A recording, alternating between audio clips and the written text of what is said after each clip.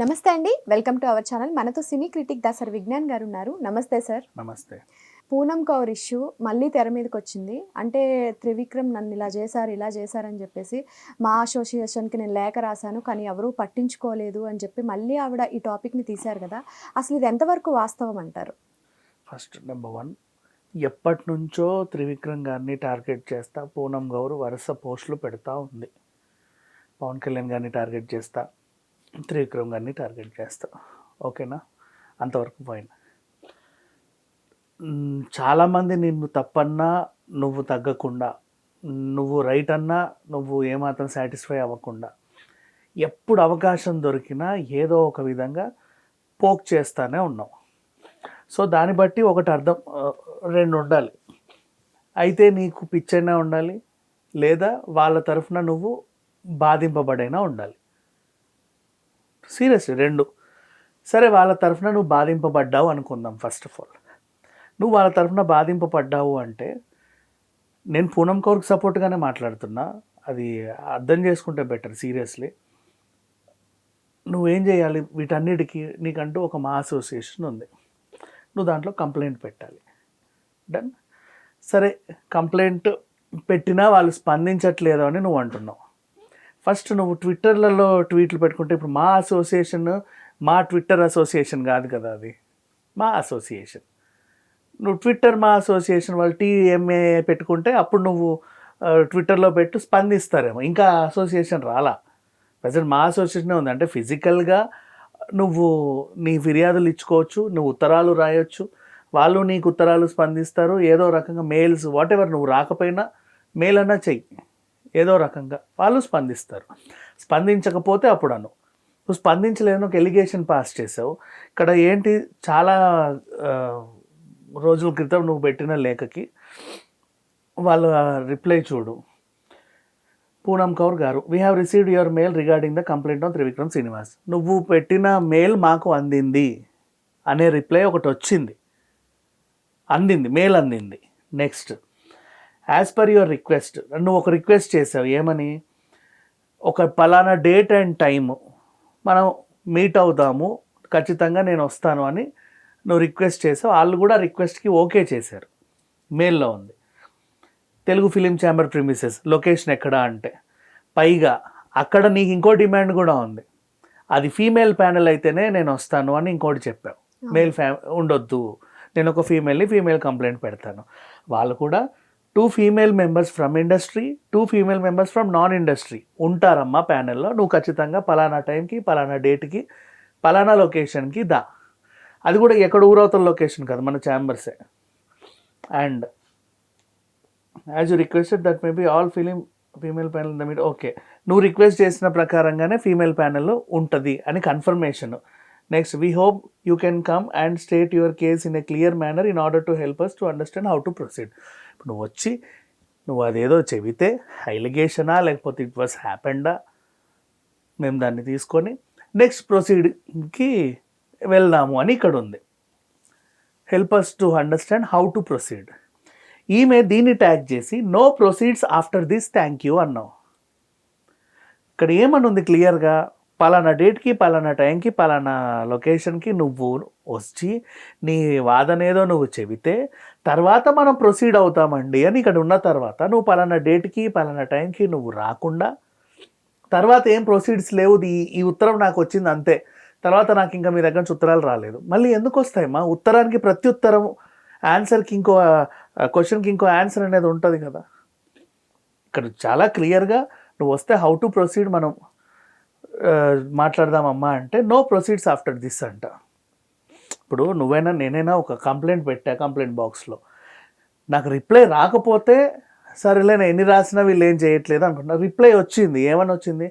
నువ్వు రాసావు, బాగానే ఉంది, నీ రాత, నీ హ్యాండ్ రైటింగ్ కూడా చాలా అద్భుతంగా ఉంది, నువ్వు అద్భుతంగా రాసావు, నీ ఎలిగేషన్ కూడా చాలా బ్రహ్మాండంగా ఉంది, నువ్వు కూడా వచ్చి ఇక్కడ చెబితే చాలా బాగుంటుంది, నేను రావాలంటే నాకు ఇది ఉండాలి, అది ఉండాలన్నావు. అవన్నీ ఉంటాయి, నువ్వు రావాలిగా.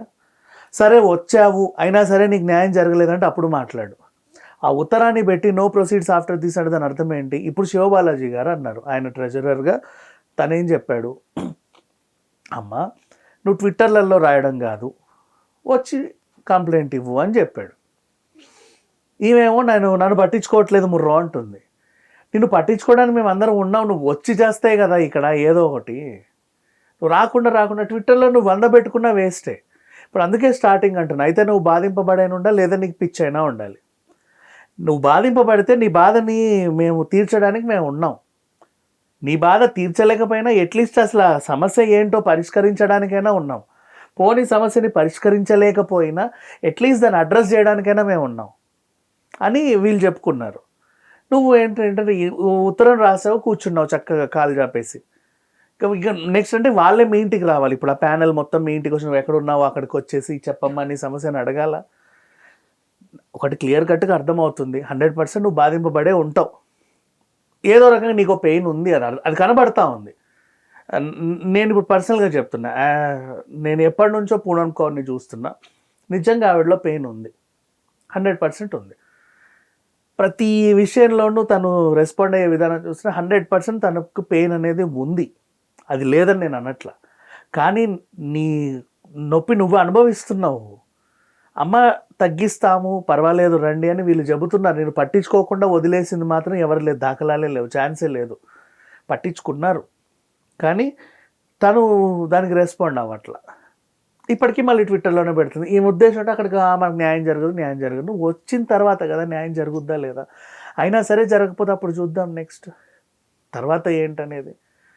అండ్ పూనమ్ కౌర్కి నేను పర్సనల్గా చెప్పేది ఏంటంటే, మంచు విష్ణు గారి ప్యానెల్, శివబాలాజీ గారి కంట్రోల్లో ఉన్న ఈ ప్యానెల్, ఇప్పుడు ప్రజెంట్ ఉన్న ప్యానెల్ ఏదైతే ఉందో 100% ఆమె సమస్యకి పరిష్కారం దొరుకుద్ది తను వస్తే. ఎందుకు వెళ్ళట్లేదు అంటారు అసలు? మైండ్లో పడిపోయింది న్యాయం జరగదు నాకు వేస్ట్ అని. అంటే ఇంతకుముందు ట్రై చేశారంటారా? ఏమీ లేదమ్మా, ఒక ఉత్తరం రాసింది, ఉత్తరం రిప్లై కూడా వచ్చిన తొక్కలే నేను వెళ్ళినా వేస్ట్ అనే ఫీలింగ్లో ఉండిపోయింది. ఓకే, వాళ్ళు అవతల వాళ్ళు చాలా బలవంతులు, వాళ్ళు తలుచుకుంటే ఏమైనా చేయగలరు, నేను ఎంత వాదించినా వేస్టే, సర్లే కూర్చొని ఇలాగే అటాక్ చేద్దామని చెప్పేసి ట్విట్టర్ వేదిక మీదుగా ఎప్పుడప్పుడు స్పందిస్తూ ఉంది. పిచ్చిది ఒక్కసారన్నా రావచ్చు కదా, వస్తే ఏమైంది, ప్రాబ్లం ఏంటి? ఇప్పుడు నిన్ను పిలిచారు అఫీషియల్గా, నీకు ఎలాంటి హాని జరిగినా ఏం జరిగినా వీళ్ళు బాధ్యత వహిస్తారు. ఫిలిం ఛాంబర్స్కే రమ్మనింది, ఇంకెక్కడికో కదా రమ్మనిలే కదా. ఏదో ఊరి చివరి కొండ మీదకి రామని సమస్య తీరుస్తాము అంటే అప్పుడు నువ్వు అమ్మో అని భయపడవచ్చు. ఫిలిం ఛాంబర్ రమ్మంటే, మా అసోసియేషన్ బిల్డింగ్కి రమ్మంటే నీకేంటి ప్రాబ్లం? పైగా నీ కోరిక కూడా ఒకటి ఉంది, మీ మగాళ్ళు నాకు న్యాయం చేయరండి, నేను లేడీ ప్యానల్ ఉంటే వస్తాను. సరే, 2 సినిమాకి సంబంధించిన లేడీస్, నాన్ ఫిలిం లేడీస్ కూడా అక్కడ ఉంటారు, నువ్వు వచ్చి నీ సమస్యను చెప్పుకో అన్నారు. ఫస్ట్ వచ్చి చూడు, తర్వాత తెలుస్తుంది నెక్స్ట్ ఏంటి అనేది. ఆఫ్టర్ దిస్ నో ప్రొసీడింగ్స్ అంటే నీకు రిప్లై వచ్చింది, ఆ రిప్లైకి నీ రిప్లై వెళ్ళలేదుగా, రెండో రిప్లై ఎందుకు వస్తుంది? నీ ఆన్సర్ వెళ్ళకుండా ఆల్రెడీ ఫస్ట్ క్వశ్చన్కి ఆన్సర్ వచ్చింది, ఆన్సర్కి మళ్ళీ రీఆన్సర్స్ ఎందుకు ఉంటాయి? నెక్స్ట్ ఇంకోటి నువ్వు క్వశ్చన్ వేస్తే దానికి ఇంకో రెస్పాన్స్ వస్తుంది. ఆ క్వశ్చన్ వేసిన తర్వాత నీకు రెస్పాన్స్ రాకపోతే అప్పుడు కదా నువ్వు మళ్ళీ మాట్లాడాలి. ఇప్పుడు వీడేం చేసింది, బ్లైండ్గా ఇప్పుడు త్రివిక్రమ్ అనే కాదు, మా అసోసియేషన్ మీద కూడా ఒక ఎలిగేషన్ పాస్ చేసింది, నాకు న్యాయం జరగట్లేదు ఇక్కడ మాకు న్యాయం జరగదు అని. నీకు రెస్పాన్స్ వచ్చింది, నువ్వు దాన్ని యూటిలైజ్ చేసుకోవాలా. ఇప్పటికీ టైం ఉంది, ఈరోజు కూడా టైం ఉంది, రేపు కూడా టైం ఉంది. శివబాలాజీ గారు రెడీగా ఉన్నారు, మంచు విష్ణు గారు రెడీగా ఉన్నారు, వాళ్ళందరూ రెడీగా ఉన్నారు, ఆ ప్యానెల్ కూడా రెడీగా ఉంది. నువ్వు వస్తే నీ సమస్యను 100% తీరుస్తారు. అండ్ నెక్స్ట్ న్యాయం జరగదు అనేది ఏమీ లేదు. నిజంగా నీ వైపున తప్పు లేదు, అవతలోడి తప్పు ఉంటే వాడిలో ఎంత శక్తి ఉన్నా సరే దించగలిగే శక్తి వీళ్ళకు ఉంది 100%. అది నీ తప్పు ఉంది అని తెలిస్తే అఫ్కోర్స్ నీకు న్యాయం జరగదు. పోనీ నీ తప్పే ఏమైనా ఉందా, అందుకు భయపడుతున్నావా? ఇప్పుడు అలా వస్తుంది మరి. ఓకే, నువ్వు ఒక రాంగ్ ఎలిగేషన్ పాస్ చేసావు, వస్తే నీకు న్యాయం జరగంటే న్యాయం జరగదని అంత కన్ఫర్మ్గా ఎందుకు చెప్తున్నావు? తప్పు నాదే ఉంది, ఎందుకు జరుగుద్దనా? అలా కూడా కాదుగా, నువ్వు వస్తే నీకు తెలుస్తుంది. కానీ ఒకటి మాత్రం వాస్తవం, నిజంగా పూనమ్ కౌర్లో పెయిన్ అయితే ఉంది, పిచ్చిదానికి అర్థం కావట్లే దాన్ని ఎలా పరిష్కరించుకోవాలనేది. బట్ 100% సొల్యూషన్ వస్తుంది వన్స్ షీ ఎంటర్. సపోర్ట్ చేయడానికి అందరం ఉన్నాం కదా, ఇంకేంటి ప్రాబ్లం? బయటికి వస్తే కదా, బయటికి వచ్చింది, బయటికి రాలేదు, ఎప్పుడో బయటకు వచ్చింది. కానీ ట్వీట్లు పెడతా కాలక్షేపం చేస్తుంది, ఎంటర్టైన్ చేస్తుంది జనాల్ని, అంతమించి ఏం లేదు. బయట తిట్టించుకుంటుంది ఎవడెవడితోనో కామెంట్లలో. కొంత అర్థం చేసుకున్నాడు ఓకే, అర్థం చేసుకున్నాడు బూతులు తిడుతున్నాడు, భరిస్తూ ఉంది. అవసరం ఏముంది చెప్పు? ఒకసారి వస్తే సపోర్ట్ చేయడానికి అందరం ఉన్నాంగా, మరి ఇంకేంటి? Thank you sir.